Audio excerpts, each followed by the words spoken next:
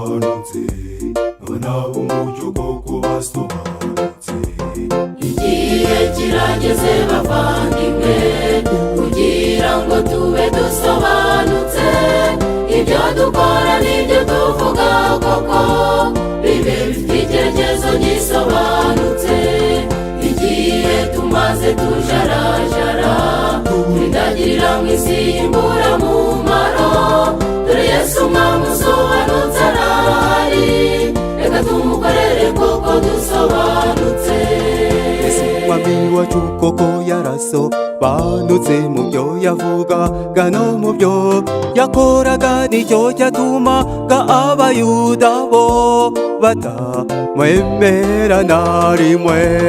Yababwira ati ninjye mwana w'intama, ahubwo bagashaka kumutera amabuye kuko bari bagoswe n'umwijima umubi. Umwami wabo baba baramumanitse.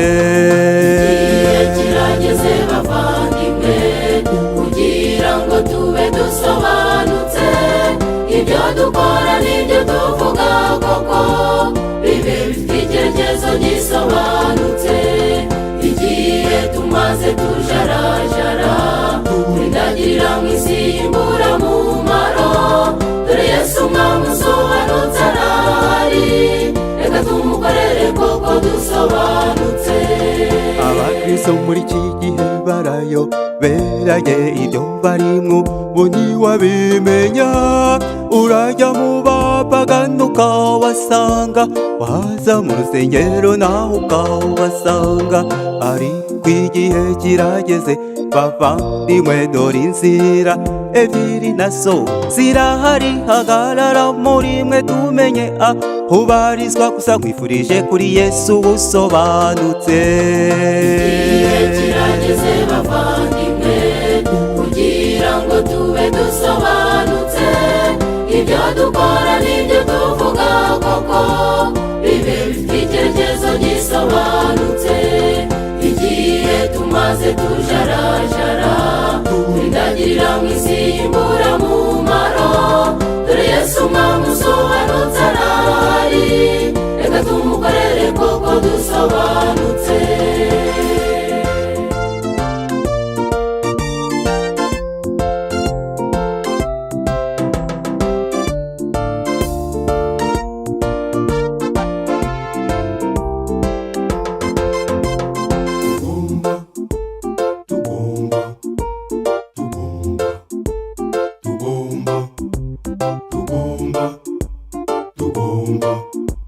Abana b'umucyo koko basobanutse. Intumwa koko nazo zari zisobanutse mu byo zavugaga no mu byo zakoraga, zemeye no guhara ubuzima bwazo kubwo gukunda umwami usobanutse. Erega Yesu akurimo ntiwabihisha, ariko wowe wabasha kubyihishamo. Nicyo gituma twararikira kwihana nk'abana b'umucyo koko basobanutse.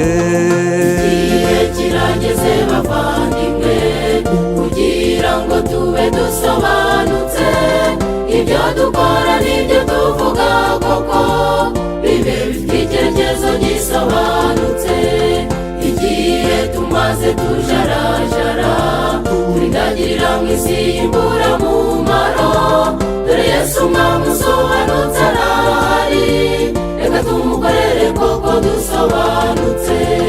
Igihe kirageze bavandimwe kugira ngo tube dusobanutse, ibyo dukora n'ibyo tuvuga koko bibe bifite icyerekezo gisobanutse. Igihe tumaze tujarajara twidagirira mu isi y'imburamumaro, dore Yesu umwami usobanutse arahari, reka tumukorere koko dusobanutse.